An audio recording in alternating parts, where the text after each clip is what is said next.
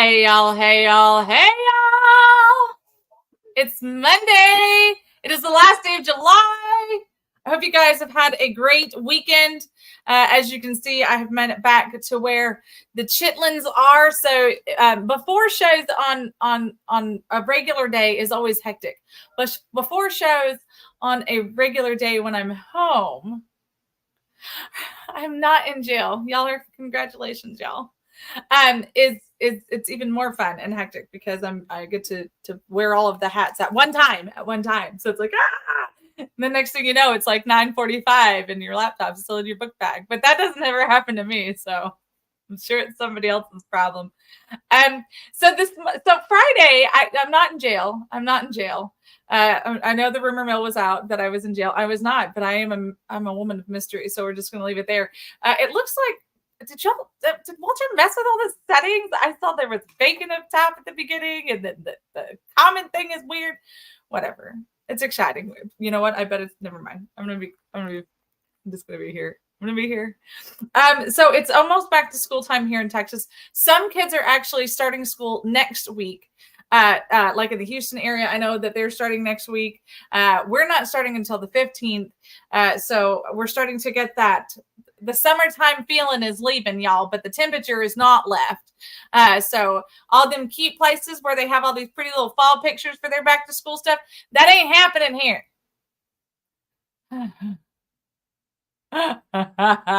She was in town for 2 reasons on Friday or this weekend, and I'm just not going to talk about it.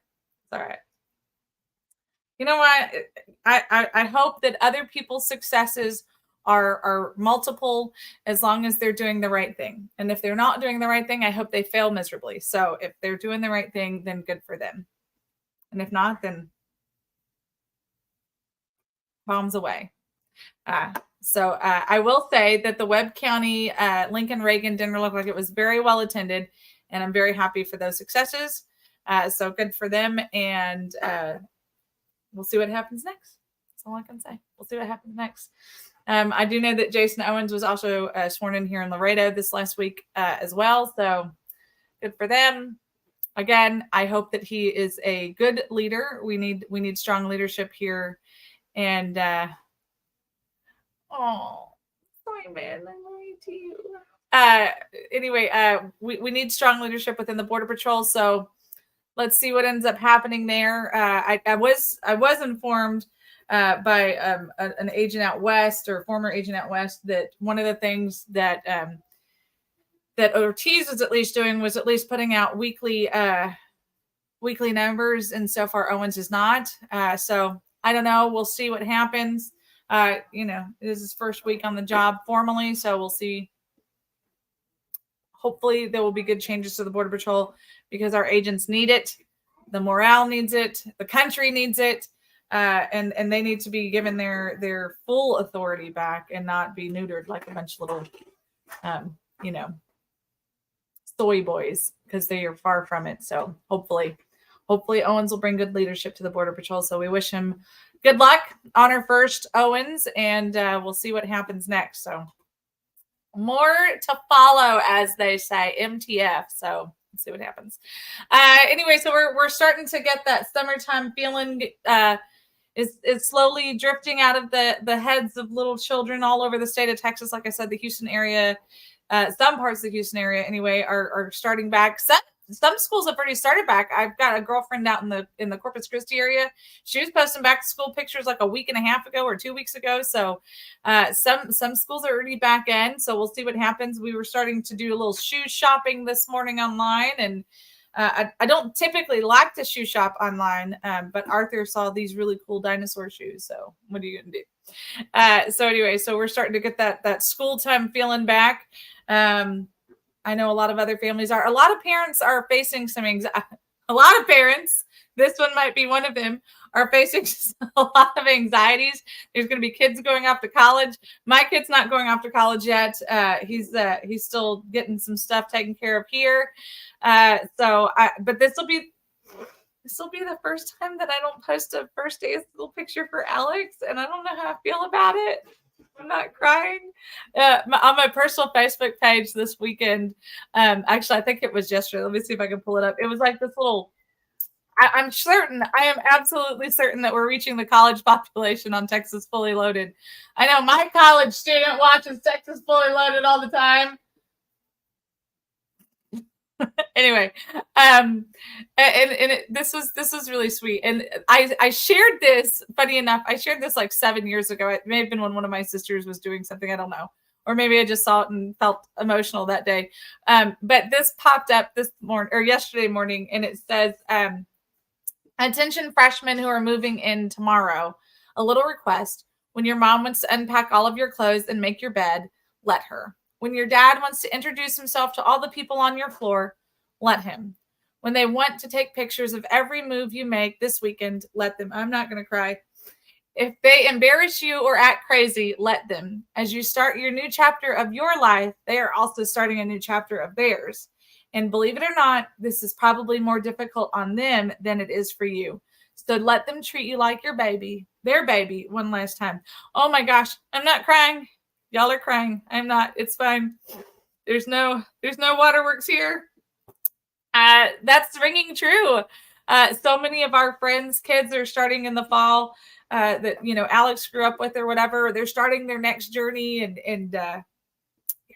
it's we're gonna have some feels over the next few months. I can promise you. I'm not excited about it, but I am. It's like the greatest thing ever. Yeah, that's it, Simon. That's exactly what it is. It's not tears, I assure you. Not tears. So it's funny because like even Arthur, everyone's just like, "I'm not a baby anymore," and I'm like, "You will always be my baby." And Alex doesn't really fight me on it anymore unless I get ridiculous and be like, "Oh, I'm never did babies." And he's like, "Mom, I'm grown up now," and I'm like, "Are you? Are you?" I really don't try to embarrass my kids too much. I do, because I mean, this is who I am. But also, I try not to go too overboard in public. It's usually just at home. So they should be thankful for that, because my mom used to try and embarrass me all the time. Not as much as I used to try and embarrass my mom, in fairness. You know what? I think Alex, Austin, and I have a pretty good stalemate, so we're just going to leave it there. We're at a draw. I think we should just let that be. But you remember that first day of kindergarten? And they're just so excited or nervous or both. And, then you move on. Alex was really excited for his first day of kindergarten. Arthur was really excited for his first day of kindergarten. Austin did not want to leave from behind my legs. And now he's all like, "Hey, Mom, I'm cool. I do what I want." So it's just part of the adventure. It's part of the next stage in life. Every year it's different. As their little tastes go from Spider-Man book bags and whatever to, it's got to be all cool stuff and, boring notebooks, because we can't be not cool. And it's funny, especially shopping for a first grader versus a 10th grader. And no, I'm not grader anymore, but we're not crying. It's fine. And then of course Charlotte's on. I don't even want to talk about it, Miss Patty. And then and then Charlotte hasn't even started her school journey yet, but she's gotten that feisty fire for herself, wanting to. And I laughed at her the other day because she was in the living room and she was dancing all over the place or whatever in the kitchen or something. And I just looked at her and said, I looked at Manny and I was like, "Hey, we need to get her in some dance lessons." She got very upset. She put her little hands on her hips. She goes, "I do not need dance lessons. I can dance just fine." She apologized, madam. But then I think a couple days later, she was like, "Hey, can I take dance lessons?" So I share the hashtag on their pic. She's incredibly sassy. So, I mean, in theory, because they have stupid uniforms here, we could say that. I hate school uniforms on kids. I think it's so stupid. Absolutely the worst. The best part is it's for elementary students is who has it. The middle school and the high schoolers, they don't necessarily have uniforms anymore. Now they just have a like dress code, which I'm content with the dress code. Like that's fine. I'm okay with that. I have no problems. I hate uniforms on children. I think it's absolutely disgusting. I think it doesn't give them their allowing, and I know the arguments, oh, it's so much easier and blah, blah, blah, blah, blah. You don't have to argue. You still have to argue. I didn't want to wear the white shirt. I wanted to wear the blue shirt. I didn't want shorts today. Look, the arguments are still there. So let's just stop. The real tragedy, though, is that they start teaching children at a young age that you all look the same.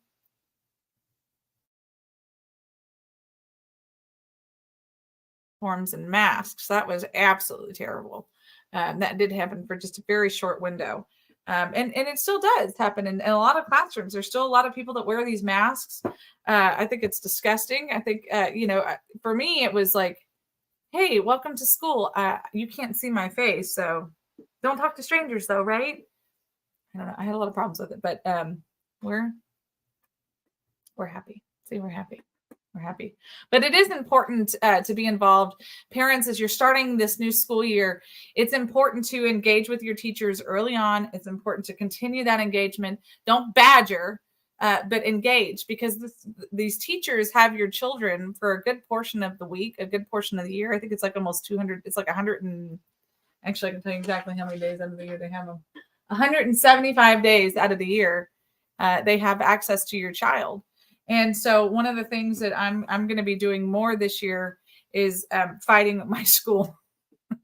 Warning, we're going to be fighting the school a little bit more this year, because our school has these amazing policies where parents are not allowed inside of the building. And even if you are a volunteer and you did the paperwork through the school board, apparently they're harassing the parents that are going up there. So I just it's fun to have a neighborhood pool and get to talk to other moms, because you find this information out when you travel all the day come time. So I said, one of the things that I have to commit to doing is I fight so hard at other schools. So now I have to fight at my own kid's school this year. So that's going to be, y'all roll your sleeves up, because we're going to have some fun with that, I assure you. But be involved. If you can't be there, make sure your spouse or the other parent is there. Somebody is there, because it's important. They need to see, number one, your kids need to see you there. That's the most important thing. Your kids need to see that you want to be there. Even if you can't be there, there's this amazing technology with phones these days where you can FaceTime into things. People can send you stuff. We have Facebook, and I remember when we first moved down here and Alexander started school, and we had no family anywhere nearby. Not even for a second. So having tools like Facebook was a huge game changer, because then my family and Manny's family, they could still feel like they got to see the kids and see them do things and stuff like that. And you can set privacy limits. You can do whatever you need to do on that aspect. But Charlotte, actually, I made Charlotte a t-shirt once, and it says a hurricane with a little bit of sunshine, or sunshine with a little hurricane, or something like that. It was like super cute. It's perfect for it. It's a yellow shirt, and it's got little happy faces all over it. Anyway, be involved. It's our responsibility to our children to be involved in their school. It's regardless of how you're schooling, regardless if you're a homeschool parent. And if you're a homeschool parent, it is so important that you find a tribe that you can homeschool with.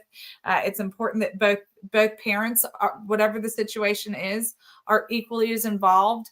Even if you're the primary, it's important that the other parent is still involved, just like they would be if they were in regular school, and things along those nature. And in public schools, private schools, fill in the blank, charter schools, it doesn't really matter. Y'all are funny. We have to make sure that we're engaged, we're involved. Arthur is not excited that we have to start, heavy reading now. Yesterday, look, by the way, do y'all remember Dr. Seuss books being 900 pages long? Because I certainly did not, until poor Arthur had to read Go Dog Go, and it was like 60 something pages. We were like, this book ain't never gonna end. And you don't think that that's a lot of pages, especially when there's only like 2 or 3 sentences on each one, and it's like go dog, go, red dog, blue dog, 2 dogs, 3 dogs. But I'm gonna tell you what, when you get to page 45 of that, it starts to grate on you just a little bit. And I didn't remember it being that bad, but good lands almighty, it is. But it repeats the same 10 words over and over again. They just vary it around a little bit, and it gets to be a lot. Cat in the Hat's just as bad, and we're not even to that one yet. Arthur's a great reader, but that's not the point. The point is, I feel like it's excessive. 60 pages. 60 pages. It was a lot. Arthur finally looks at me. He's like, are we almost done with this thing yet? He loves to read. I've been really fortunate. All of my boys have been really great readers. They love to read. I think they like to get away. The big two try to pretend like they don't like to read. And then they're both constantly like this. And they're reading. They're reading.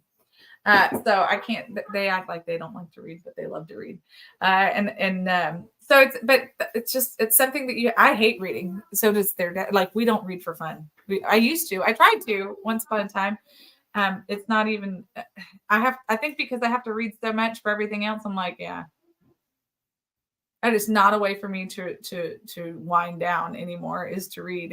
As soon as I start reading, and even half the time when I'm reading the news, I start going, but I guess that's fine.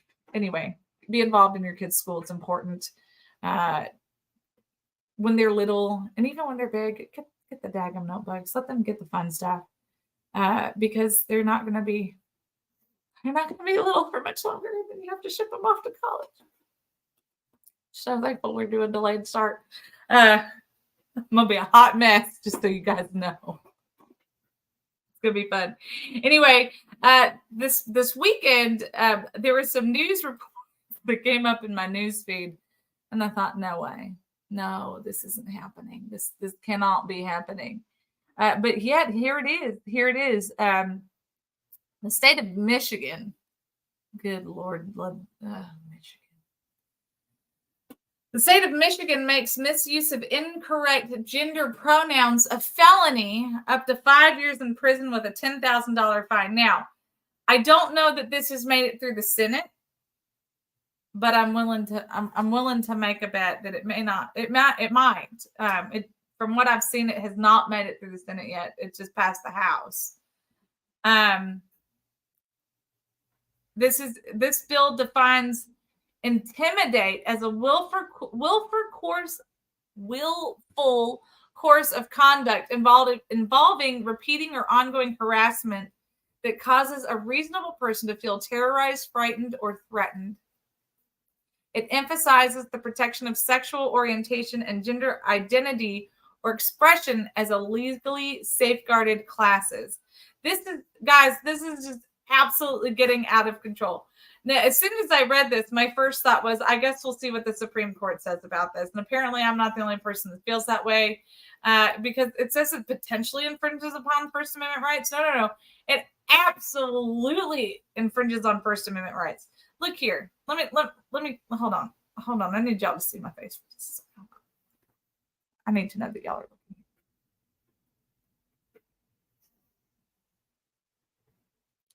Whatever happened to sticks and stones may break my bones, but words will never hurt me.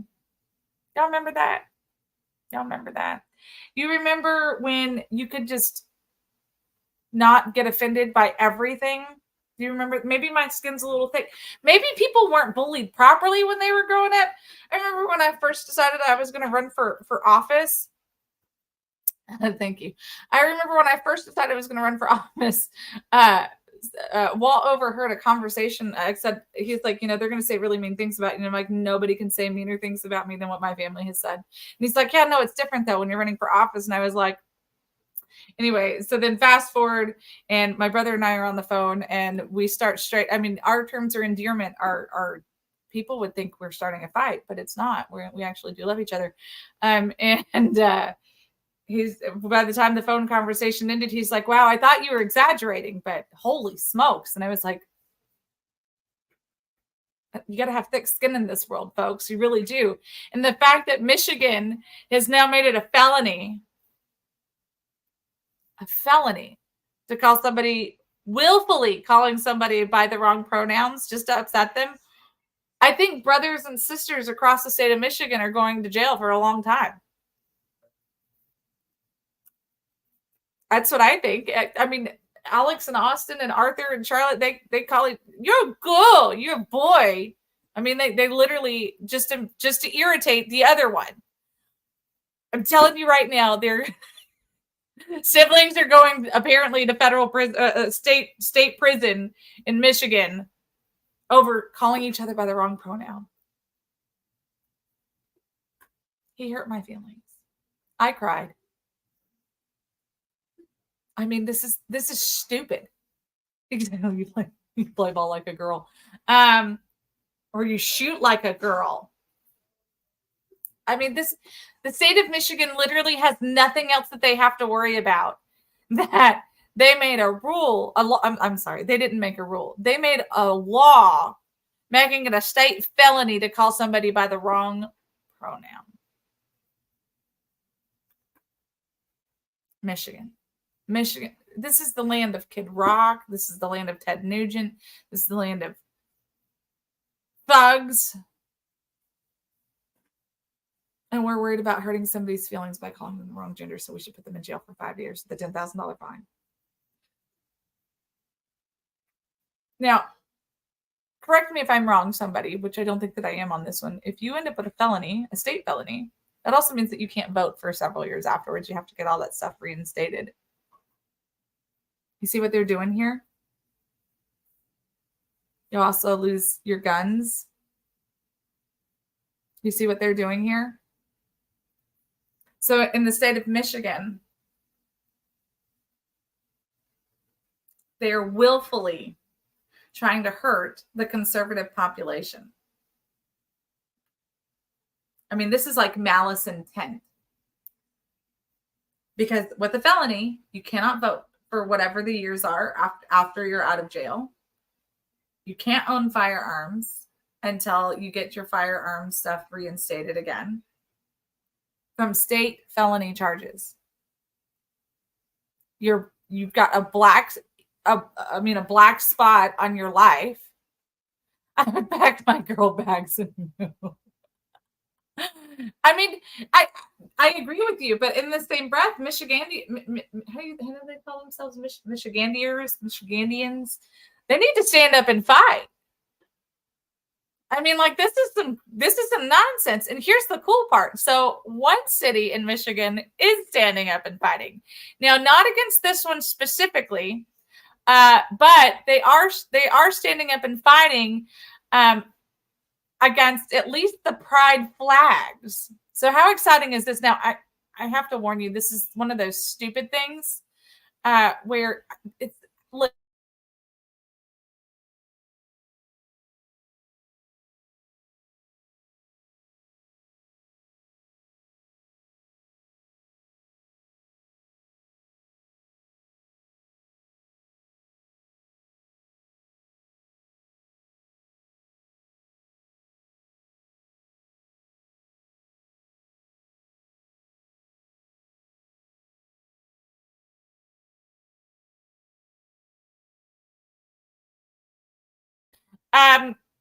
here it gets better. So they had a 3-hour debate, public debate in city council passed the resolution.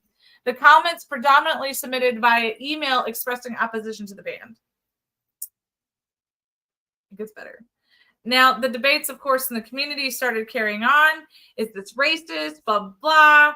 And so now they're coming up with more debates about this. They're calling, of course, this is discriminatory. I don't understand what's discriminatory about this. You know what?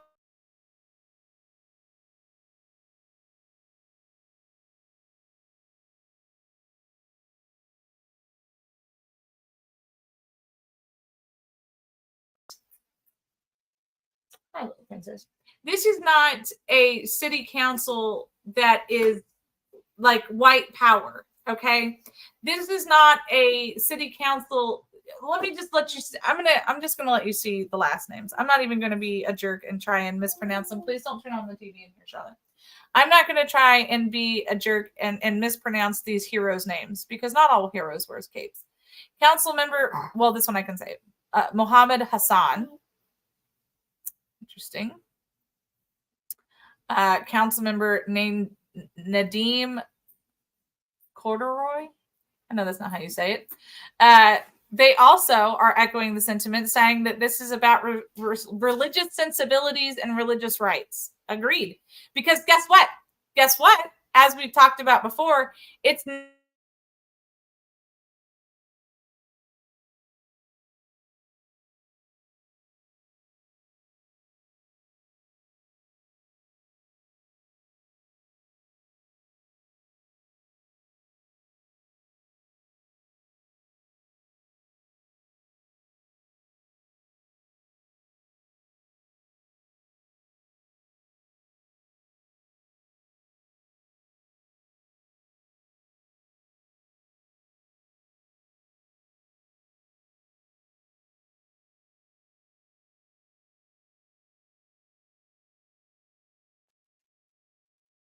apparently, Big Brother's not going to be my friend again today.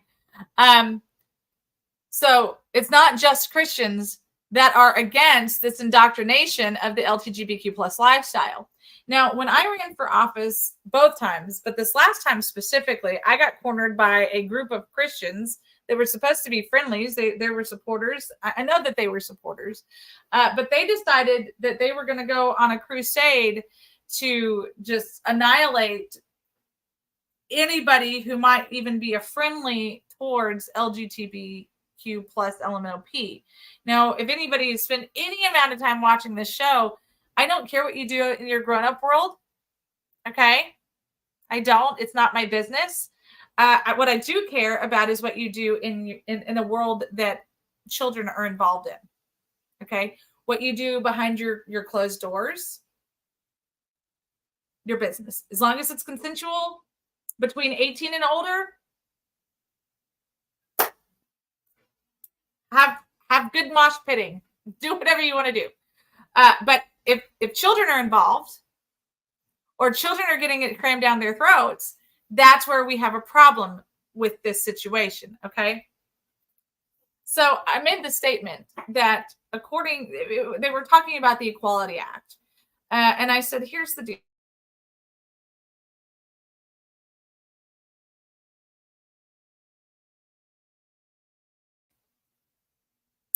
Everyone is protected under the law.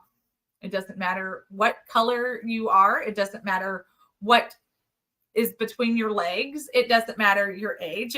What matters is that everybody is supposed to have equal treatment under the law, right? That's why we talk about Lady Justice being blind all the time. Like she's not supposed to be peeking to see what color you are or what gender you are or how much money you make or any of those things. Lady Justice is supposed to treat everybody equal under the law. So with that being said, do I think an Equality Act is necessary? No, because we should all already be being treated equally under the law. I think that's pretty, I mean, it sounds out loud like it kind of makes sense. I could be wrong. Apparently it's offensive to some people to say that you have to treat everybody the way that you want to be treated.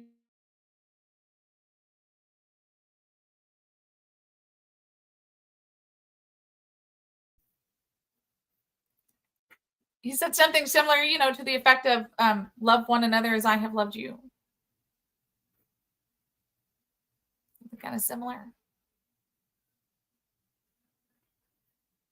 If you break the law, I don't care what flavor of the week you are that day. What matters is, were you treated fairly? Period. Was the law fair to you? Because you decide that you were born a man and think that you want to be a girl the rest of your life or for the next 6 weeks or 6 months or 6 years or whatever. I'm sorry that you have a mental health problem, but I don't care how you identify as. You don't deserve extra laws formulated and cut out just for you just because you decide that you want to be a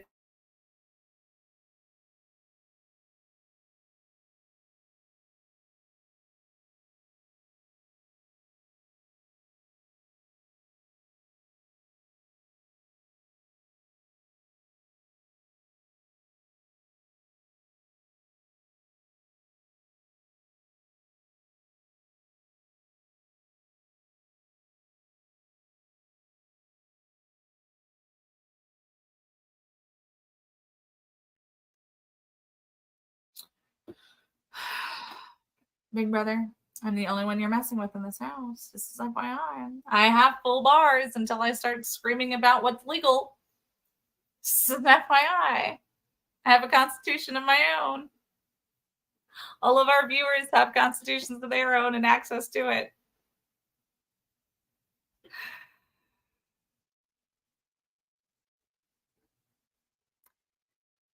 If they truly want, I'm going to have to come up with code words and send it to everyone in a mass response. It's like Igpe Attenlay. We'll all have to take that back up again. so that she can watch Texas Fully Loaded when Sandra's trying to spill some truth upon this nonsense. Okay. You don't need extra laws, period. So the argument here from the city council of Hammett, is that what I said it was? They're like, look, we shouldn't, you're already represented. We already know who you are. You're making this about bigotry because it's making it like you want to hate us. I thought that was very profound. And they are. When somebody sits here and screams over and over and over again, if you're not doing this, if you're not doing this, then you hate me. Well, no, I kind of hate everybody. So if we start on that playing field, like, let's go there. If I'm treating you nicely, be concerned. This is the mentality of these people, is that if we're not drinking their Kool-Aid, then we hate them. That's ridiculous. Have you ever been over to somebody else's house and they offered you food or a drink or whatever, and then they raved about it, and then you ate it and you're like, mm-hmm. Yes, thank you so much for giving me some of this. And you're like, I can't finish eating this. This tastes like crap. But you don't want to be rude. So you just let it sit on the plate, right? And then they're like, oh, I noticed you haven't eaten anything. Is it because you don't like my cooking? And you're just trying to be polite. And you're like, you know what? I'm just not very hungry right now.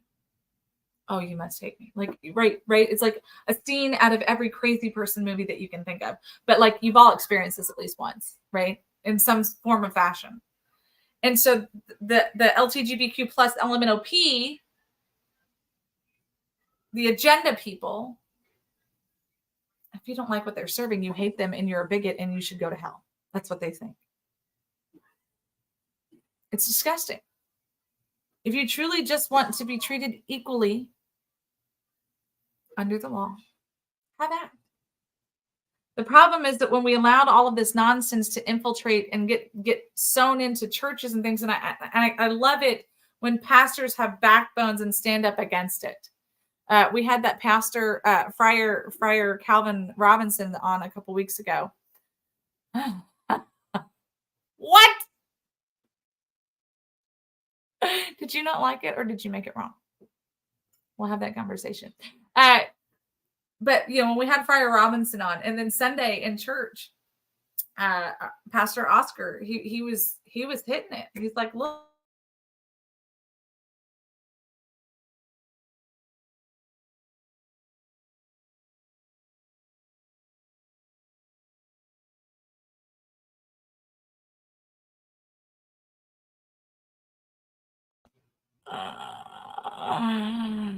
I must need a commercial break, Simon. You know what, Big Brother, go have a cigarette so that you can feel better about yourself, okay? I'm going to fight you, Ashley Burke. We're going to take a commercial break so that Big Brother can have a reboot, so we can get used, because I ain't stopping, Big Brother. Like, we ain't done yet. Pastor Oscar at Laredo First Assembly is amazing because he stands up against your nonsense, too. It's very rare to find bold leadership from a pastor who's not afraid to speak the truth from a pulpit. Got that out. We're going to have a commercial break. I need a goose brava because stupid Big Brother. We'll be right back, you guys.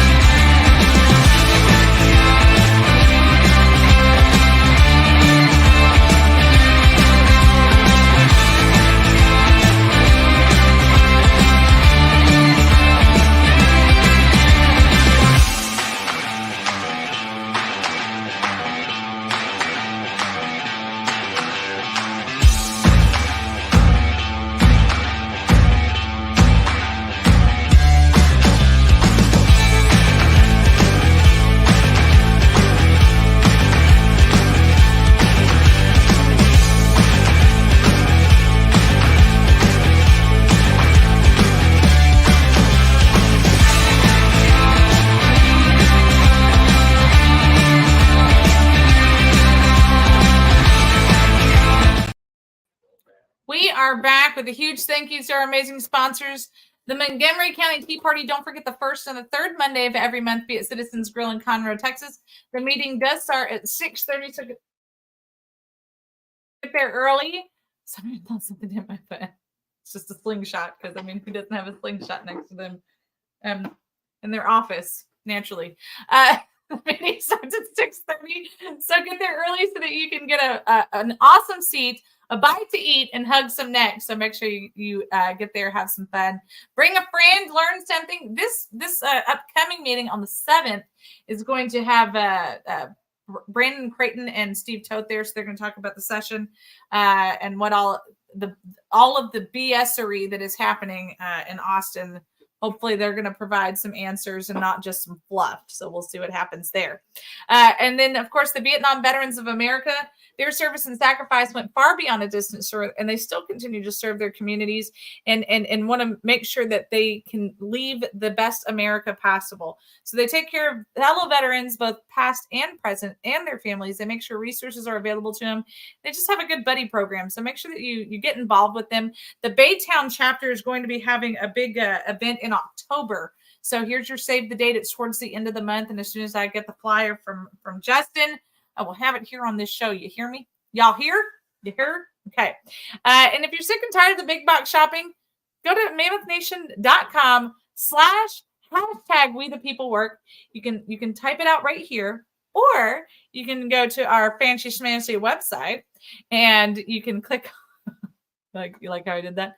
You can go to this beautiful fancy schmancy website, click on sponsors and friends, and it is right here under Mammoth Nation. You can click right on there, and it takes you to everything that you need to do to sign up. You get exclusive discounts just by putting in that #WeThePeopleWork, and you're not going to regret it. No more big box shopping with crap plates from China.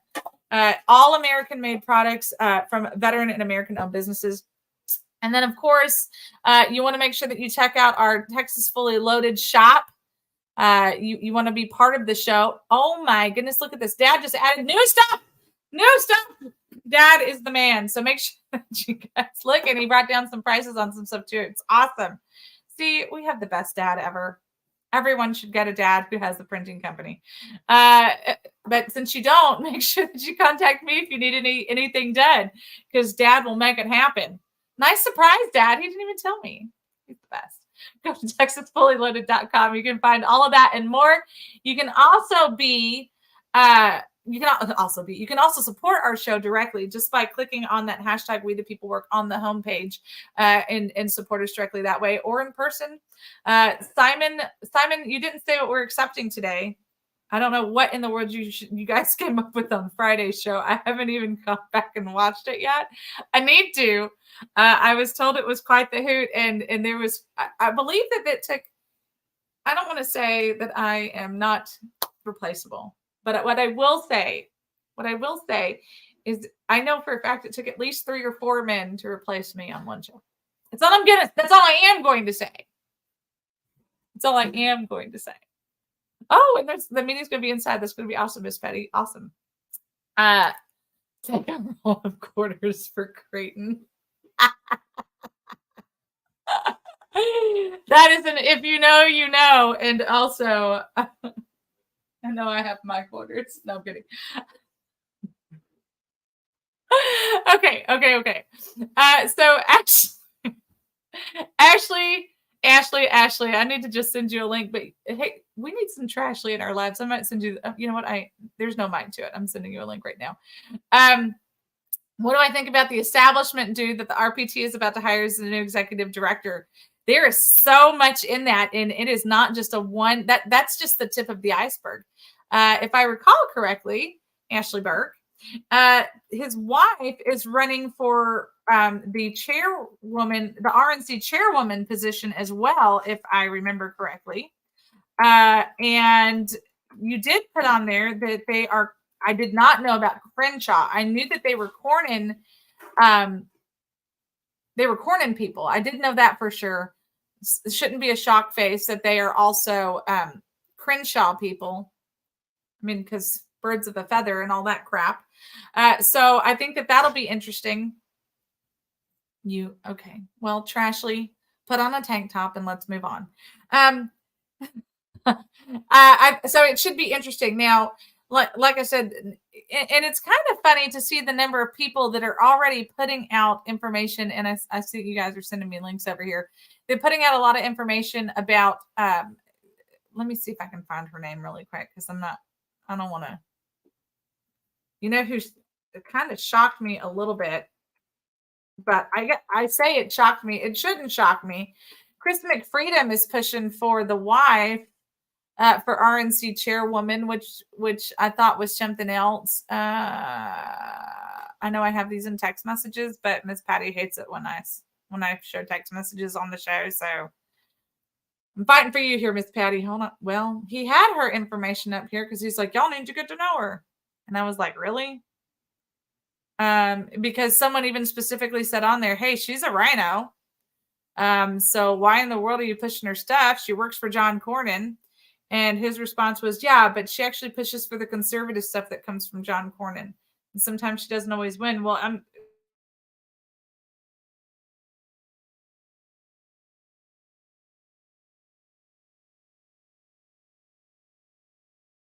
for the love of God. If she's the person for John Cornyn and nothing conservative comes from John Cornyn, I have a really hard time with wanting her to be the RNC representative because, you know, I will. So that's a real problem. And I was trying to pull up one of these articles that you guys have sent here. Hold on, just 8 seconds here. And Lord only knows when we get, because when I can't see, but here we are. Let's see here. Thank you, Alexandra. Here's just the first one I clicked on. She is a never Trumper. She does have her bid for the RNC. I mean, and look, you can't, in my opinion, because I'm not a never Trumper. I was for Trump in 16 and 20. I did not vote for Trump in the primary.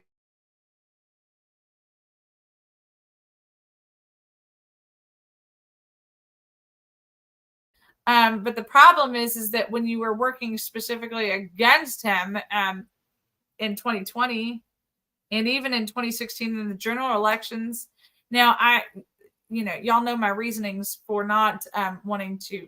I don't want to sign in. Thank you, though. Thanks. I just wanted people to be able to see this woman's face. Oh, yeah, look, it went away. But apparently you don't get to see her face in this article. Sorry.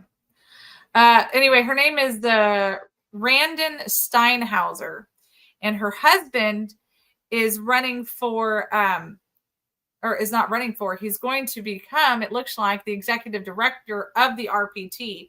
And so there's a lot of conflicts of interest, I feel, going on right now, okay? So it shows money. Oh, and it shows her money trail. That's important because what do we always say here? Follow the money. I did tell somebody the other day, I said, look, if it wasn't for the fact that you do need some serious money because you have to travel all over the country, it's not just the state of Texas, I would run for RNC chairwoman because I'm sorry, it's disgusting what's happening to the RNC. And we need people who are actually going to pay attention to what's happening in the state of Texas, who's not going to keep buckling under the pressure of Washington, D.C. And I'm sorry, they can call her an Austin-based political consultant all that they want to, but at the end of the day, she spent all of her time in Washington, D.C. This goes back to the same Tony Gonzalez problem that we have in this country and in this state, is that we keep allowing Washington, D.C. to pick our people instead of our state pick our people. That's the problem. That's where we keep running into all these hiccups. Or worse yet, an organic person will come up and then they get bought just like that. They get manipulated by these political consultant type who have their tentacles. The tentacles are so deep in them, you can physically see them moving. It's disgusting. It's absolutely vile what is happening to our nation because of the greed of consultants, because of the greed of Washington, D.C. If we're going to do things differently, we have to play the game. If we want different results, we have to play the game differently. And anything that has come from Washington, D.C. Are you serious? Anything that comes from Washington, D.C.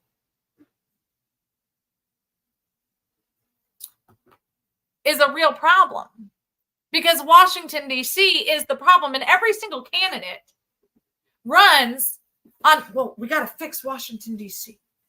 We got to fix the problems that are there. Well, the problem is that you keep listening to the same people who keep circulating the bull honky. When we allow the bull honky to reign supreme, we're just passing the manure from one desk to the next. When you realize the actual on-workings of Washington, D.C., it's not just what's happening inside of that Capitol Hill building. Alexandria, Virginia is absolutely vile and atrocious. That's where all these political consultants live, even the Republicans.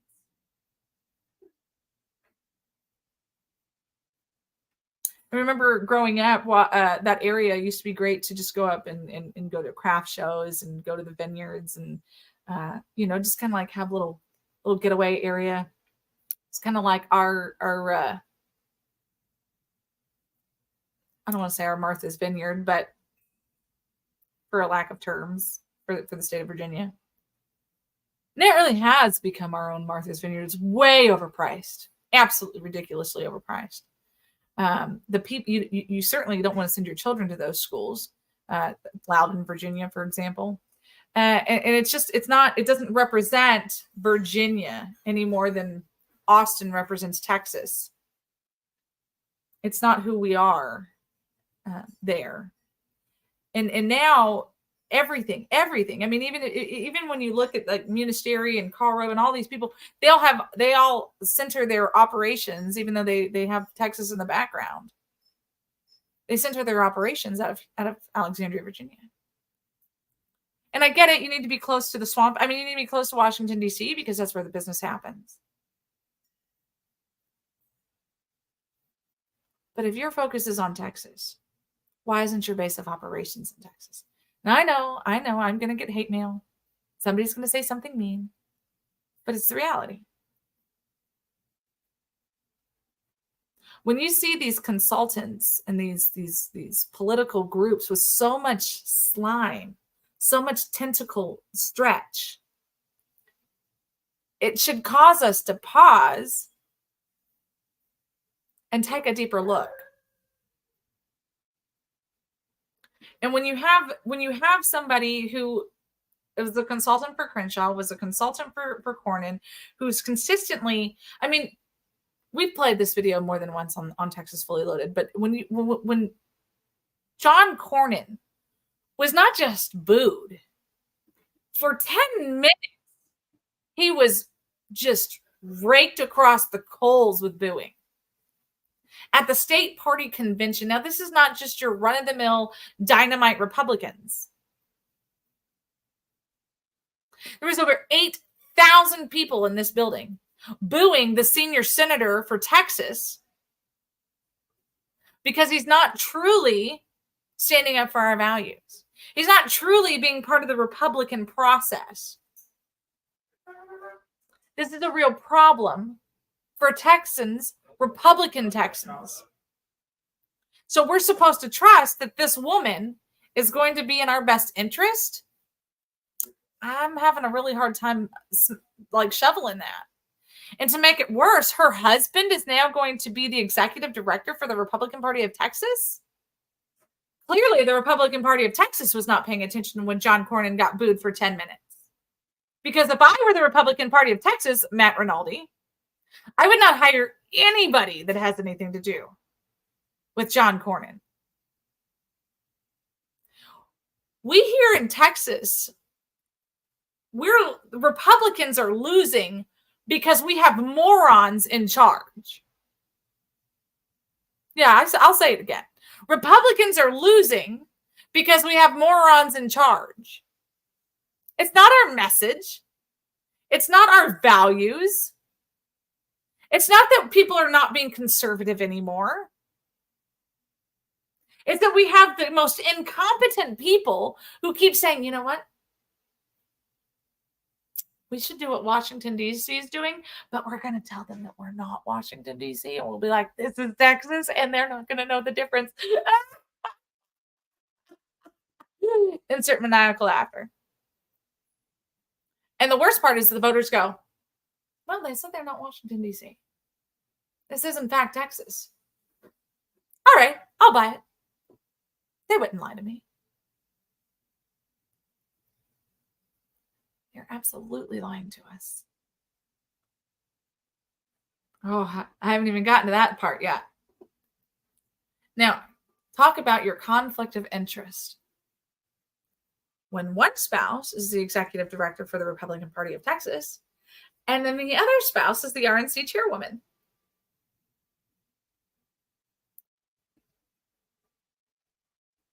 Is anybody else paying attention to this? I'm sure everything will be fine, just like how it is here in Laredo and Webb County, where the congressman is the congressman and the brother is the sheriff, and there's nothing nefarious happening here. Numbers are never fixed. Funding is always equally distributed to Webb County only. Oh, I'm sorry. Did I say that out loud? And that's just brothers. This is a real problem. And I hope that the voters pay attention. Now, there is a third person that's come into this race, or is coming into this race. I don't know much about her. I just saw her name for the very first time this morning, but her name is Debbie Gerario. It's this nice lady right there. Okay. There she is. I believe that she was supposed to announce on September 5th, but according to text messages, and this is just text messages, they believe that she was going to go ahead and announce earlier, or may have done so yesterday, because of the Steinhausers. I can't confirm that. That was right before the show started, and I don't have a way to as magical as I like to think I am. I can't do everything all at once. Okay. And as much as I tease that it took 4 guys to take over my show on Friday, those 4 guys are like my lifeblood, and they feed me. They help me feed information. No, Rinaldi must go, and we have to have a good. Let me say this very clearly. We have to have somebody who is not just focused on one area, but is focused on the whole state of Texas. We need somebody who knows the state of Texas like the back of their hand. We need somebody who can go to any region in the state of Texas and have a friend and find out what the political temperature is and what needs to be done within 30 minutes. That's what we need. I might know of a guy, but it's going to take some convincing. But the problem is that you get these puppets like Matt Rinaldi. You get these puppets like, even though Phelan's not running for state chair, but you get these crap bags who are so easily manipulated. And they can raise the money because they don't care where it comes from, or they know how we can shuffle it around so it doesn't look like it comes from wherever it comes from, who have no interest in actually doing the part of the party and just need to be liked by everybody so that they can get reelected. And so, you know what? I don't want to say you have to make enemies in this business, but you have to be able to stand convicted in something. And when the state party refuses to take a side with the rules right in front of them, going, well, this is what the rules say, but y'all figure it out. That is a lack of leadership.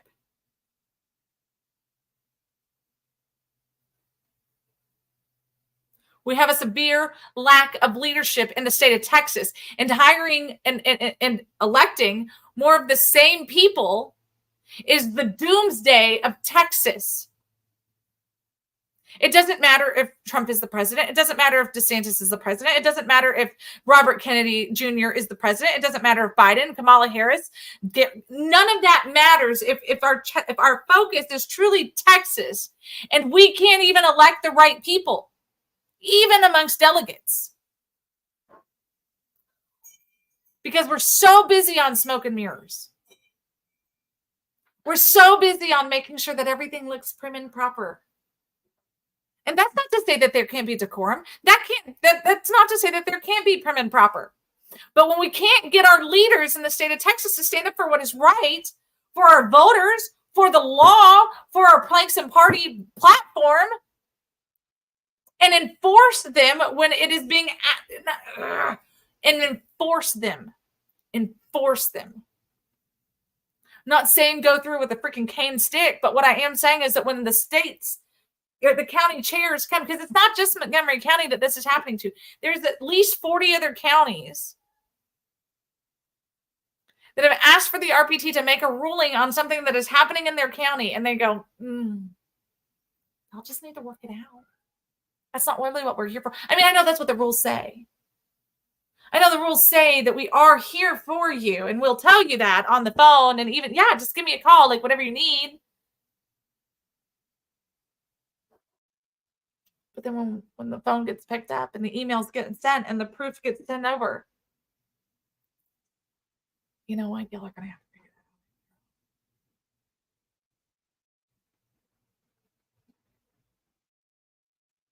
We need somebody who is not afraid to stand up. We need somebody to be able to look John Cornyn in the eyes and say, you're not welcome on our stage. I don't care if you're going to give us $10,000 or not.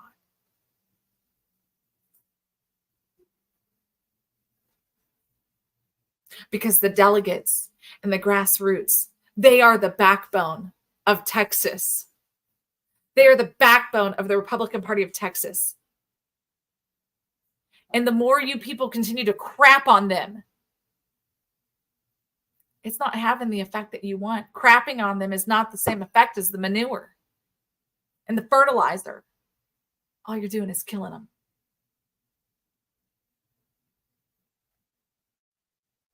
Because that is all that the John Cornyns and the Ted Cruzes and the Dan Crenshaws and the Tony Gonzalez's, that is what they are doing.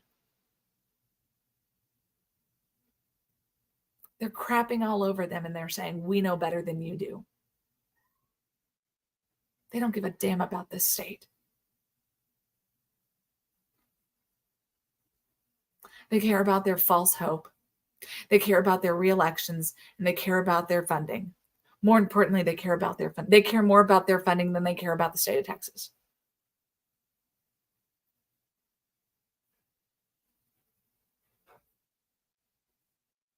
But these are the people that we keep re-electing. These are the people that we keep going to, they've been doing this for 20, 30 years. Like, they know what's going on. No, they don't know what's going on.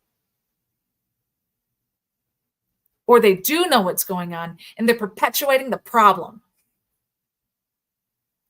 We need men and women who are willing to stand up for our party. We talk about defending the brand. We talk about making sure that all of the work that the delegates did and continue to do doesn't get tramped on and trampled on and crapped all over. And then we say, hey, let's hire Crenshaw and Cornyn advisors. Walt, are you fired up? You look fired up. I'm fired up. Are you kidding me? I'm sweating buckets. This is another something to not be worried about. This is for the grassroots to get off their ass and investigate. This is why the Republican Party is falling apart, because of these self-emulating buttholes that think they can do no wrong. What's her name? Randon Steinhauser. Randon and Brendan, is that right? Randon and Brendan? Am I saying it right? The Steinhausers. Okay. I mean, look at the pictures of him sitting outside of an air evac, an emergency ambulance air evac helicopter in his Texas militia, and not even National Guard uniform. And he doesn't even have the right flags on the thing. This is Brendan. This is the guy they're saying wants to be the executive director, right? Mm-hmm. Okay. I mean, the optics alone, the Never Trumper thing. Hey, you know what? That's one thing to disagree with your pick, like I did, until Donald Trump was elected. Then it was like, okay, let's work on this. These are the same people that were in D.C. that screwed him over. This is the consultant cabal, if we will. I don't understand why this is so hard to grasp. You know, it's almost like we just read each other's brains sometimes. I don't know how much of that you were watching before I started in on that, but holy smokes. Yeah, in case you haven't noticed, I'm sweating buckets. So I see that. Obvious, yeah, it's obvious that it's about one. Well, it was 100 plus where I was just at, but now that I'm in the AC, I'm a hell of a lot more happy. Whew. I would imagine. I guess we'll find that mystery out later. So what do we know, Walter? Is there any sense of hope or urgency for what's happening in our state party specifically? I mean, is there any other executive directors that were seriously considered or interviewed? Is there still a chance for one? You know what? Who gives a crap? Who actually gives a crap? You forget, I'm from Montgomery County, where the rules of the Republican Party of Texas don't matter, and where the Texas Republican County Chairman's Association gives out awards for screwing over the Republicans. Dude, I saw that. What the crap? You can't even make this stuff. Former failed SREC Senate District 18, David Luther, who was not reelected because he was not very well liked in the Republican Party. So he is the individual who, whenever Brian Christ liquidated the headquarters in Montgomery County and took all of the electronics that were purchased by the grassroots donations and donated them to the Waller County GOP, David Luther is the Waller County GOP chairman, now the new president of the TRCCA. Literally, if the grassroots in Texas would get off of their ass, look outside of their own counties, they would understand what's going on. This is why the Republicans are losing. Alexandra, I'll let you text him because I say it all the time. This is the actual picture of the award. It says Texas Republican Joke of the Year, which that was kind of part of the meme, but this is the award. And it says 2023 TRCCA Warrior. Chairman Brian Christ, Montgomery County Republican Party, for standing in the trenches. And who cares? This guy defended CRT. This guy defended CRT, and he homeschools his children. He has no stake in public education other than the fact that he is a county chairman of a Republican Party county chairman in here in Texas for Montgomery County, and his kids are homeschooled, and yet he tells you take your kids to school, and if they're going to push the gay UN agenda down your throat, then you just got to swallow it. That's exactly what him and his wife are. But this is a money grab for them. They homeschool their children. They don't do jack squat. And what do they physically get out of this? Her paycheck is based upon she's a consultant for everybody. She is the premier Republican Party consultant, and all those people that are elected, that she got elected, those are the people they're going to find themselves in a quandary when the Democrats take over. These are the people that fight Republicans instead of Democrats. Well, and that's exactly the problem. This is exactly why we're in a civil war. And I say that over and over and over again, and it's catching on. People are like, actually, you know what? You're right. And I'm like, yeah, no. It's because I have a jellyfish. Simon, I think what happened, Simon, is that when he sent out the infamous Me Award to the Republican Party of Texas and it got laughed out, he thought, I still have one more trick up my sleeve. I'm going to give away everything that I didn't purchase, but that the party did, to the president of the TRCCA. I mean, to his county. So, and then submit my Me Award paperwork again. He has a small majority. Now, why the Secretary of State won't get off of her ass and prosecute this idiot? He has physically altered government documents. He has created false government documents whenever he put in unelected county chairs that did not follow the will of the party. Now Matt Rinaldi, he punched this one in the nutsack. He completely and totally lost this whenever he would not lead. His leadership failed whenever his attorney, Miss Rachel Hooper, in an executive session, and yes, we know it was an executive session because the SRECs talked about it, even though they're not supposed to. They specifically said the state party doesn't need to get involved because they'll probably just get sued. So precinct chairs out of their pockets had to spend $30,000 on an attorney to get this thing all the way up to the Supreme Court. Brian Crist did not take this to the Supreme Court. The Supreme Court never should have gotten it to be. Yeah, the Supreme Court never should have gotten this. This should have been something that was handled locally in all the different courts. This is why the Republican Party is failing. They never take good advice, because what would happen is the local JPs would have to rule on it one at a time, and it would have been a couple of $100 at a time instead of a full $25,000 to $30,000, however much they blew on Warren Norrid. The best part is that, Walter, it didn't actually go to the Supreme Court. The Supreme Court said that they were going to rule on it. Right. It's a private party issue, which is to the point. The Texas GOP failed when they said, oh, take it to a lawsuit.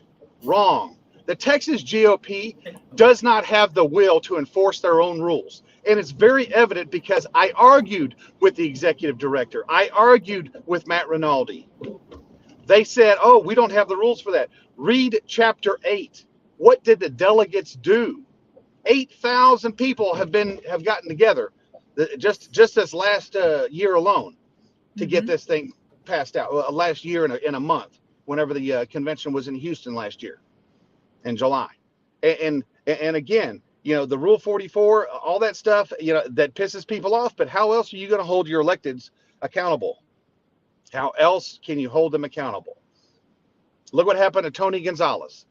The delegates got together, and 15 out of 20 counties in his district said, we want to censure him. They took it to the SREC.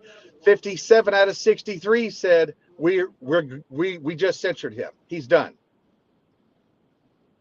So fast forward to Montgomery County.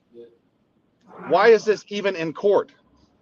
The laws are in black and white, and the fact that some of these judges that are giving money to the Republican club of Montgomery County, that tells you how stupid those elected judges are. Every one of those judges, Vincent, Mark Keogh, all of you dumbasses that show up to that stuff, all you're doing is digging in to see which side's going to win the popularity contest. If this would be allowed in court, like a justice of the peace court, I guarantee you in a heartbeat, what would they do? They would rule as they're supposed to rule. It's a private organization, and that's how it needs to be ruled. Matt Rinaldi, isn't he the one who said we just put steps together to disengage ourselves from the election code?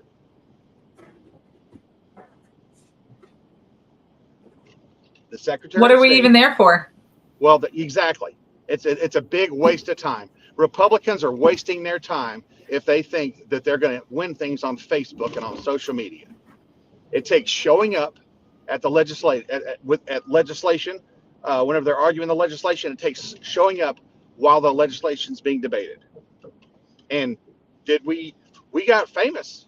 Texas Fully Loaded got famous on whenever that idiot woman got up there and started spewing her little lies. Oh, we were talking about a Texas Ranger. You mean the same Texas Ranger who was on this side of the fence? He was a precinct chair who claims he didn't understand what was happening, and he wants to be a sheriff of Montgomery County. And then he was a Republican county precinct chairman, and then he takes $39,000 from a Democrat in Harris County. You just can't make this up. Hey, Walter, I'm sure it's fine. There's nothing to see there. Somebody is not communicating effectively for the grassroots. And that's the bottom line. And you know what? The wrong people have been communicating too. The right people have been communicating too much. People won't listen to them anymore. So now what are they going to believe? Oh, they're going to believe a guy that's bowing down to Greg Abbott with a big glass butt plug in his hand. The same guy that says, oh, the Tea Party's bad, but yet he had a fake Tea Party PAC in 2014 and made the front page news. problem with the Republicans is they don't pay attention to their own history. Those who do not pay attention to history are doomed to repeat it. And guess what we're doing right now?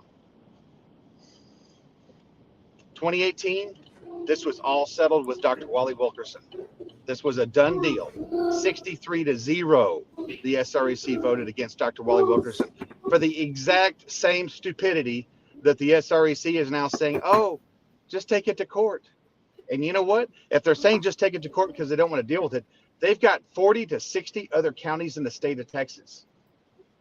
Fold the tent up and go home if that's the case.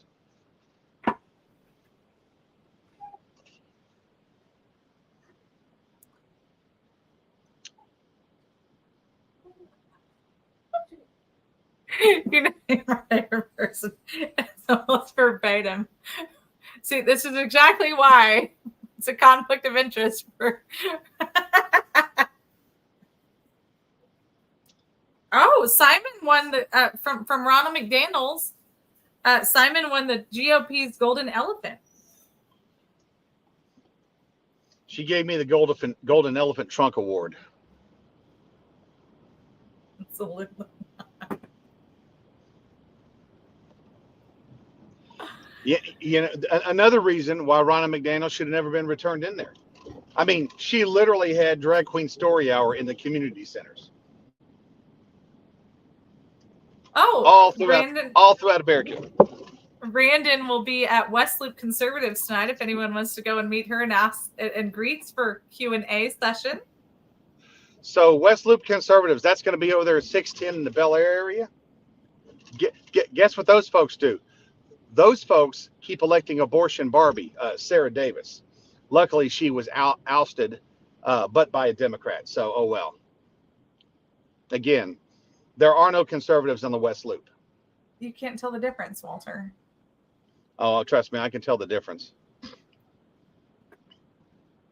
Well, I just meant between the fake Republicans and the Democrats. There's not a difference. They're the same people. Yeah, the Democrats are at least crazy honest. The Republicans are the ones lying to you. I swear, it's like there's a bird in between and we're both a wing. Ugh. All right, we need to take a commercial break. Are you going to be able to stick around? I'll stick around ish. Okay. Ish. Seems fair. We'll be right back, you guys.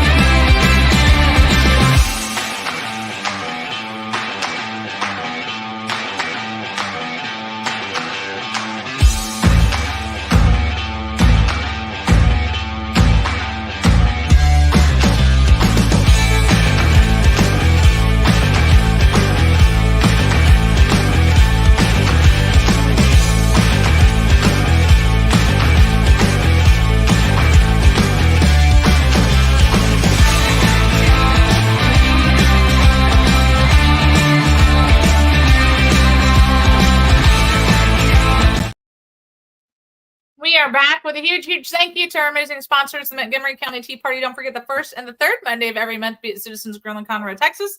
Meeting starts at 6:30, so get there a little bit early so that you can get something yummy to eat, hug some necks, make some new friends, find out what you need to be fired up about, find out what you don't need to be fired up about. Real talk. Find out what's happening in the community around you. It's important to be there. Even if you're not a resident of Montgomery County, it's still important to go because there's so much that you learn. You need to go. You have to be there. And yes, I think you should, Miss Patty. Both of them, actually. And then don't forget about the Vietnam Veterans America. Make sure the next time you see a Vietnam veteran, you tell them welcome home. It really means so much to them. A little kindness goes a long way. They do so much for their communities. They still continue to serve. They served and sacrificed. They came home to an ungrateful nation. That didn't stop them. They're still true patriots. They still continue to serve their communities. They're veterans, both past and present, both past and present, and they do a lot. Resources, community needs, whatever it is, they do it. So the Baytown group is going to be hosting a convention in October, so make sure that you're a part of that. You can get tickets. Go to vva.org and find a local branch to you that you can get plugged in and be a part of. We don't. I'm screaming. I'm going to say that in a minute. Okay, sorry. When the president of the network texts you, you stop and you read it. Love you, Ken. Also, this is what we're really accepting, Simon. He ran away, but we're going to hold that up there so that the world can see it. I've been saying it for years, just as an FYI. I think he's finally getting ready for it, emotionally and mentally. I have to say, it's a long road until the next convention, but I think if people start praying, start encouraging, you never know. You never know. You never know what the world would look like without Captain Hook. I digress. If you're interested in hosting a commercial here on Texas, he came back, Alexandra. He came back. You're being loudly encouraged here on Texas Fully Loaded to do things, Walter. It's for you. Such as? I'm holding it. Well, Alexandra wants to know who we're going to recruit to run for state chair. I do. Some moron that at least can read? I don't know.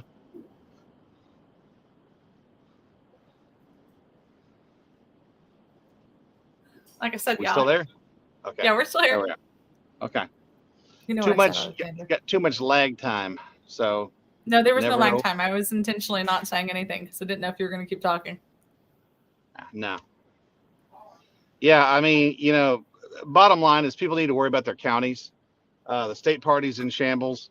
The fact that you might as well have AOC come in and say she wants to be the national committee woman at this point. Well, I mean, realistically, we have to kowtow to them anyway, so we may as well, since nobody wants to have conviction and boldness in their run, and more importantly, in their actual stances on things. So it's not really going to make a difference.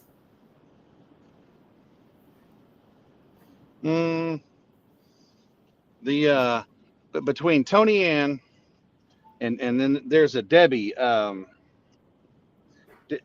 Debbie, how do you say it? Georgatos? Georgatos? Yeah, as Debbie Georgatos. That now she's an individual that people really need to take a heavy look at. I mean, the fact that look at Randon Steinhauser. She was on SREC for 1 year, less than a year. 1 year. She couldn't even finish the job. And why is that? And then she's the one who gave us a bigger liberal on the SREC. So Homegirl was on SREC already. Yeah, she was on SREC once. And she didn't even go the full gamut. She quit. Oh, I probably had to move, or maybe it's because my husband went to work for a consulting firm up in DC or something, and then created Steinhauser this and Steinhauser that. That's fine. But bottom line, all she was about, I think all she was, is school choice or something. They would be debating constitutional carry, and she would somehow get up to the microphone and start talking about school choice. I mean, literally go back to those meetings. They didn't record them back then. So that was the problem. I think one of the best things that happened is where you're allowed to record, the Open Meetings Act, where you're allowed to record in these meetings. No. No. No. It was not. It has nothing to do with the state law. It literally, when James Dickey came in, the grassroots said, we want to be able to have our meetings recorded. People were being kicked out of the SREC meetings prior, when Tom Meckler was the chairman. That's what was happening. And see, people forget history, or they don't know the history. And then they assume, oh, it's got to be something because of a law or something. That's not the case at all. It physically was because James Dickey promised that he would open up the SREC meetings to where they would be publicly recorded and put on YouTube. And that's whenever it became it also became a crap show at that time too. Well, it did, but it allowed people to look in finally and have that accountability. Yep. But that was the party's private decision. It is a private company. It is a private party. It is a private business. Tom Meckler, if you were on SREC, you have the ability to go down and to look at the books down in Austin. Nobody would ever go do it. Whenever Bonnie Lugo went down there and said she wanted to open up and she wanted to see what the finances were, what this was, what that was, because she felt like Tom Meckler was lying to her, he said, yes, she could come down, but she had to have her attorney present. And she went with an attorney and she went through the documents. So Alexandra wanted me to remind you, or to let you know, or remind you that Pale Horse and Defend Texas Liberty are both behind Brendan. Well, duh. Pale Horse. What is that? I mean, is that the option for anti-diversity with a white horse? I was going to say we can't say anything about being white, so now it's just pale. Oh no, I'm Caucasian through and through, people. But trust me, I got enough mixture in my blood. You forget I'm from Houston. I remember back when Black Lives did matter, and so did everybody else. Yeah. Or as our dear friend Alan West loves to say, which Black Lives Matter? Exactly. I remember when Planned Parenthood was not a thing. Not a thing. Wow, how old are you? I'm pretty damn old. So the Planned Parenthood headquarters that is in 3rd Ward, the ghetto of Houston, on the side of I-45, literally used to be a bank building. It was built to look like a cash register. That's why it looks the way it does. That we're Caucasian. Hey, remember the Asian. Miss Patty said we're not allowed to talk about old. Hi, Miss Onita. We love you. Miss Oneida, there she is. Her son is one of the chief engineers for the project down there that's coming up from the valley going upwards. So yeah. A new artery for Texas finally getting on the mix.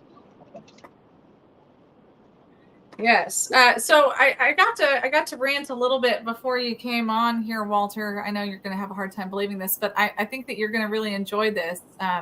You know who actually shared the original post? It was just like a quick share. It was that Michigan is now passed it through the House anyway. I don't believe it's gone to the Senate. That it should be a state felony if anybody misuses someone's pronouns. And so it's a $10,000 fine and up to 5 years in prison as a state felony.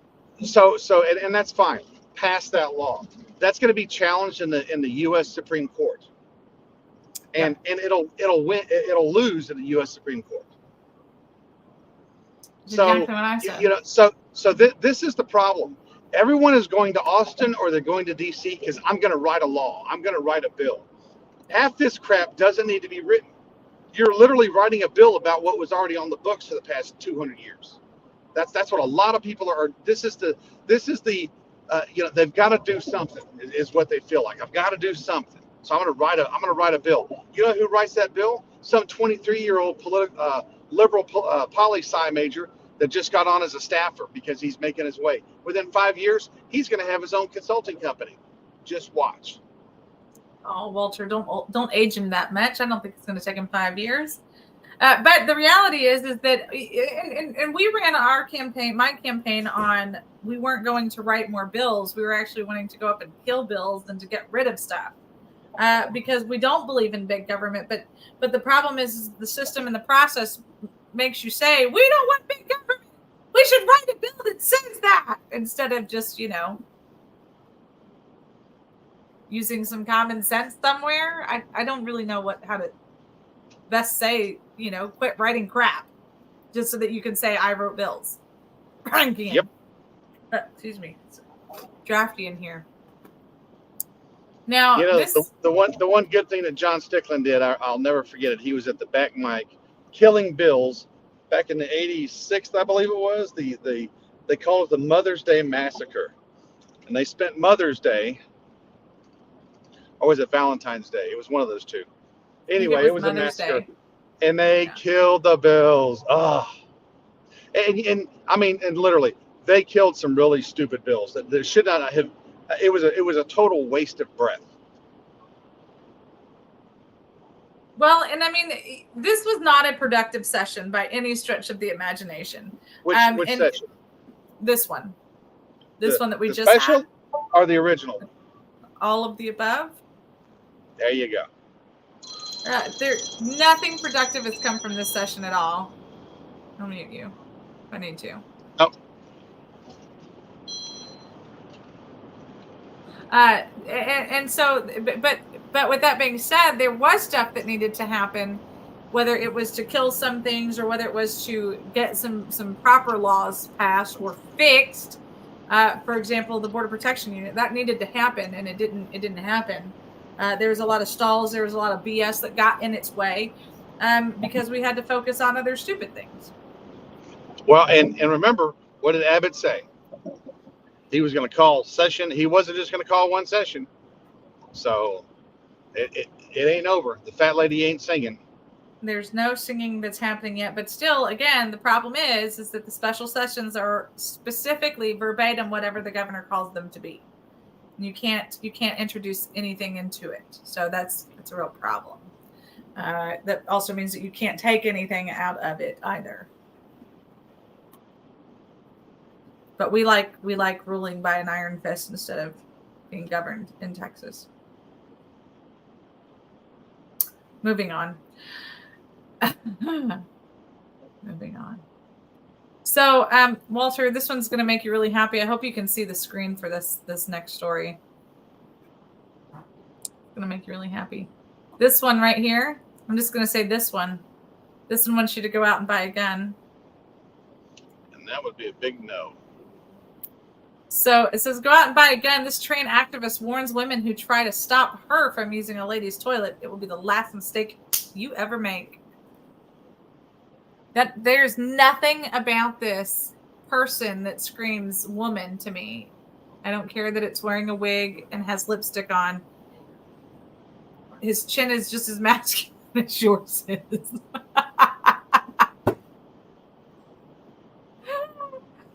Look, here's the thing. I don't understand how these trans people are allowed to carry guns or purchase guns because aren't they all on medication? Heavy medication. And they're having their psychological disorders. Nobody wants to talk about the fact they have to go through counseling. Yeah. Oh, I'm sorry. I identified that person as a threat. Well, if you don't even know what a wiener is, and what's up with this whole men breastfeeding babies? That right there, that is pedophilia. How in the hell is that even on CNN, on CBS News? How is that on freaking Facebook without the police trying to find out who the heck that dude is dressed up with a wig, laying in bed with this other dude who's in a wig while they have a baby latched onto their freaking nipples? What kind of crap is that? you know, Walter, you're a dad. If you fed your child or one of the boys, I assume it was with a bottle. You didn't try to, you know, do a little situation there. Manny didn't try to do that either. It's just some weird crap. There's nothing normal. There's nothing healthy about this. These people are pedophiles. Period. End of story. Yep. And it's legally being broadcasted on Twitter, on Facebook, on Instagram, and the district attorneys, the U.S. attorney, the freaking state attorneys, they are too scared to touch it. We need bold leadership who is not afraid to go out and say what is wrong with the world and how to fix it. We need a police officer. We need a police officer that'll make the arrest. That's what we need. Well, absolutely we do. But we have to have a district attorney and prosecutors. We don't need people. We don't need people that are saying, hey, I know what the Constitution says, but I'm following the policies that have been written. Wrong. Yes. You are violating that baby's constitutional rights by allowing that crap to happen. Well, and here Simon put up, yes, and they should be in trouble for malnourishing a child. We talked about this a couple of weeks ago. And here's the real sick, scary problem. Y'all make fun of me all the time about, you know, reading labels and all that kind of stuff. But at the end of the day, these freakazoids have got so many chemicals, so many hormones and all this extra crap that they process through their body to try to dramatically change the landscape of their body.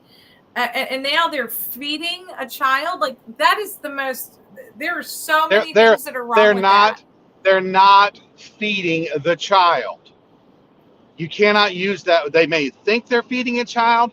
They are abusing the child whenever you're sucking on a man's nipple that's not producing any milk. Yeah. I don't care what hormones you're on. At that point in time, you now have GMOs in the baby's milk. Well, that's all it is. That's exactly my point. Like, it's straight up poison that they're feeding these children. They are not feeding the children. So they are literally letting them suck on their nipple, and then they're going to give them a bottle later. Otherwise, that baby died, because there is no way that baby's got any nutrients coming in. It literally is common sense. You cannot use the term they think they're feeding the child. That they have hormones in their system, yes, but nothing is coming out of that man's nipple that's feeding that child. That child is being starved. Whereas CPS, whereas DFPS, we don't know where they're at. And the reason why we don't know where they're at, because they still don't know where the 130,000 illegal alien children are that came through this country. Well, and that's exactly. It's like what we talk about this all the time. It's all the strings on the piñata, and eventually somebody's going to figure this out, that they're all connected. This stuff isn't happening as an accident. Just like we all saw this weekend, this last week. I have yet to see one of these piñatas that you pull strings on. I've yet to see that. All I can tell you is there's nothing like a big old stick just smacking the crap out of a big old whatever it is, and candy falling all over the place. If you get too close to the stick and you get hit, well, that's part of the fun for the rest of us anyway. I'm not disagreeing with you, but here I can't believe you people have never seen these before. Dude. That's right. I said you people. Yeah. See, look. See. There you are. You need your little piñata safe space. No, look, I'm just showing you. See how it's got all the. Oh my gosh! You ain't showing me nothing. You ain't showing me nothing. All the stupid stuff I did. All the stupid stuff I did. All the stupid stuff I did was not recorded on Facebook. I'm a Gen Xer, a true Gen Xer. But see, this is what I'm talking about, though. See how it's all it's a string. Look, I didn't say it was right. I just said that's what I always talk. This is the reference point, y'all. There ain't no y'all to that. Just beat the heck out of it, because every now and then, Johnny's whacking on that freaking piñata, and what would we do? Well, we'd kind of push old Neil over there and be like, "Hey, Neil, get a little closer. I dare you. And if Neil got a piece of that stick, well, then that was even funnier. Yeah, we may have been mean kids, but you know what? We got the candy afterwards. I didn't make them. I'm just telling you that this is a real thing that happens. What? Don't even advertise it, man. Golly. Simon's calling me all sorts of mean, hateful names.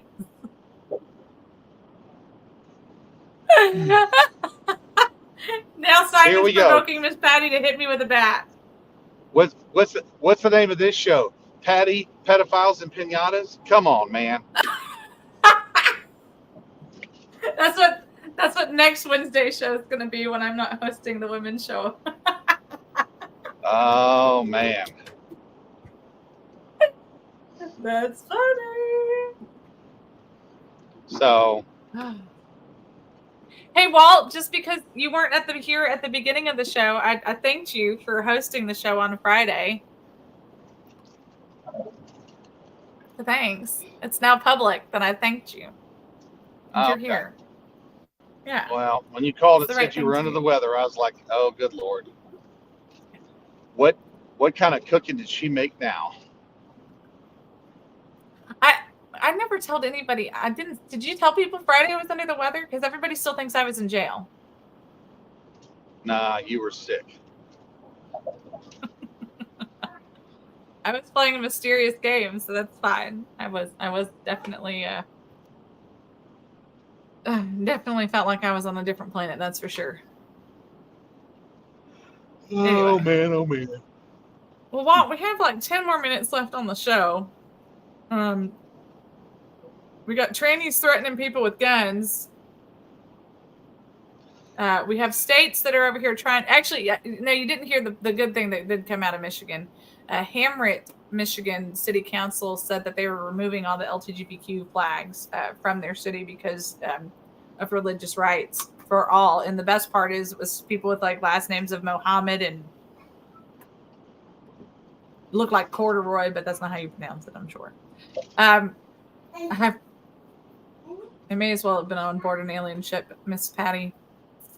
Which brings me back to what I was getting ready to say. Hang on. You didn't finish up with the Michigan thing. What was that about? Oh, so well, sorry. So the city council in Hamrit, Michigan, has said that they're not going to allow the LGBTQ plus flag to be flown in their city any longer on public grounds. And on their public buildings and stuff like that, that it's not necessary. And? It's a win for Michigan because then they got the freaking state going, but if you call somebody by the wrong pronoun, we're going to put you in federal prison. State prison. Well, it's actually not a religious thing. You know, you can be gay all you want. The problem is the overabundance of Islam up there is starting to piss them off. And then look at who's on the city council up there. That's exactly what my point was. Look at the makeup of the ethnicity up there, and you'll see those people, they're taking a stand for themselves. You know what, Mohammed? Welcome to America. Ken says, Baconator, can a man at least chest feed a piranha? You know what? I think...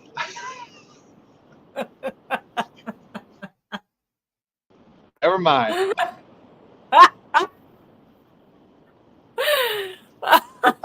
I would love to see that happen. Hey, Ken's show is going to be good. He's going to have Victor Avila. He's going to have Sid Miller. No. It's going to be Pastor Young's show. Okay, Pastor Young. Either way, he was the one. Ken wants to. I forgot to tell you because we haven't. Walter and I have not spoken since that text message. By the way, Ken wants us to give him some information on Texas politics so he can make sure we're pushing the right people. Oh, good Lord, yeah. No, we don't want any more. No more fake Hispanics. The last thing you want to find out is that your Hispanic candidate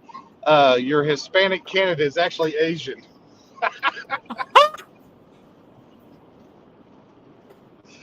Hashtag no more carpetbaggers. No more carpetbaggers that are. It's a faux Asian. Oh, good Lord. Y'all need to get Chase and Aldine on TFL. Ken. So hey, hang on. Anyone can do it. Hey, Ken can hang make on. that happen. Hang on. Hang on, What? Sandra. Zip it. Me and Jack have already talked this morning. Just so you know, that was our number one thing. Please, yeah. I just let it sit. We'll talk after the show, Goofy. Good God. Sometimes a little bit of a butt on a lip would help. Typical woman, always yapping. Wow, you are awfully bold right this second, aren't you? She like he even knows it. He can't even make eye contact. He knows. He knows. Hey, you got to be bold to hold Texas. Simon said, "I can't believe Walter said that. I'll be sitting by my phone waiting for him to apologize."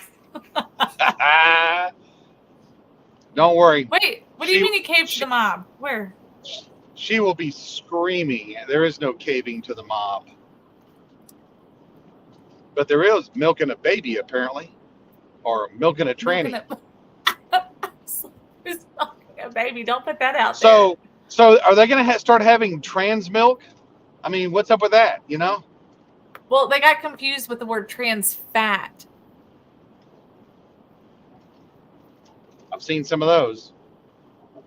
No comment. Look, it's a big bubble tripod in a dress.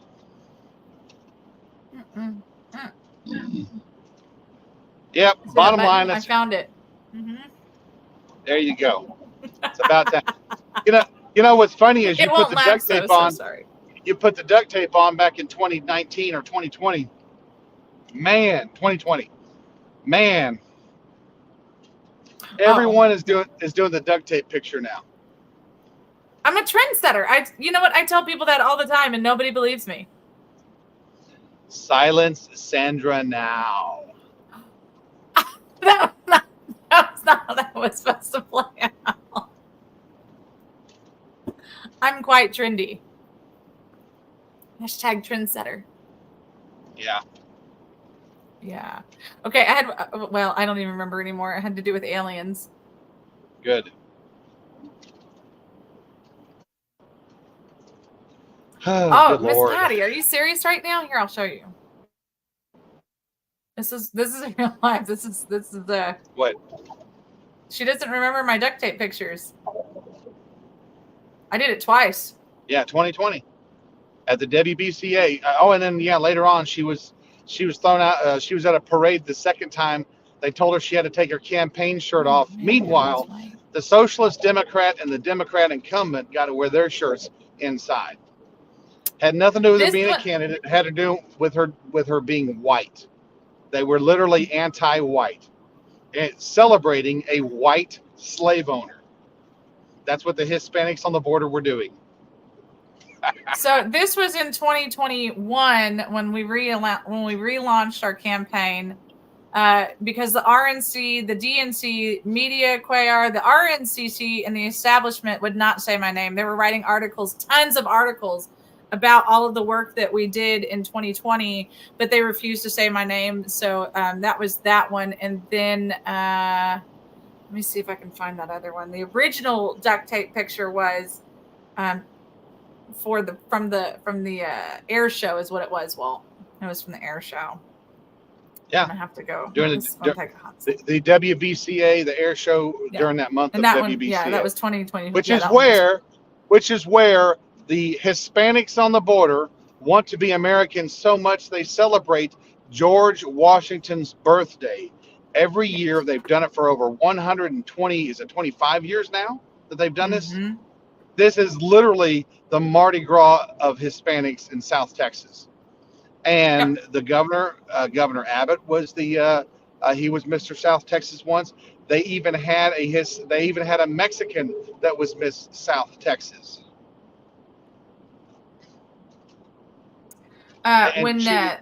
She was a Mexican governing a Mexican official, so she wasn't even from the United States. Didn't live in the United States. Didn't have a green card. She was a Mexican, either elected or appointed official from Mexico. Yeah, oh man. So, what the best part was is that the original duct tape incident, and I think I think I'm getting to the right year now. Give me just a couple more minutes here. The original duct tape incident, when that one happened, the following weekend was the WBCA parade. And I walked along the parade route with a volunteer, and I can't tell you the number of people who were like, I am so glad that you were here. Thank you for finally exposing all the nonsense that's happening. I'm so sorry that happened to you at the WBCA, the air show. You know, people wear their political stuff there all the time, blah, blah, blah, blah, blah. It was pretty telling, the number of people that said, you know, we supported you, and then they proved it. They stood up and voted. They got yard signs. They wanted to be a part, and that's exactly what terrified them. With $26,000 is all the Republicans would allow you to raise. With $26,000, you increased the vote of Republicans by between 10 and 15%. The RNC came in and blew $12 to $20 million. It only got 2% improvement. I mean, literally, they should have spent nothing, and they would have leveled out had they just not had a candidate at all. Yep. But they had to go in and put somebody in there that can't even speak Spanish. Yeah. At least Mayra Flores can speak Spanish. Golly. That's fair. That is fair. And I'm gonna at leave least the rest of those comments in my pocket. At least she even had a Hispanic last name. Didn't have to change her name with some cockamamie story about being 39 and being adopted. I mean, that's on the internet. You can't take that down. You cannot. Ted Cruz screwed the pooch when he did that. Hold on, I'm almost there because we're just about out of time. But it's We are out of I'm time. in the right month. It's 11:56. I know it is Good 11:56. I've been scrolling this whole time just to pull up this picture for Miss Patty because it's buried, but it's there. Here it is. Hold on. 8 more seconds. 5. I'm gonna start showing 4, right now. No, stop! 3, Don't. 2, You know that makes me 1. anxious. Stop. These We are have from the parade the week after. There it is. Boom. WBCA. Jessica Cisneros was there. These are Henry Cuellar t-shirts. And so that was the very first time I ever put duct tape on my mouth. And it was actually medical tape. And you know what? For those of us that were the Standard for Texas Archives, it's true. For those of us that were there, it was a beautiful moment. We're gonna talk to you guys tomorrow. We love you guys. Bye, y'all.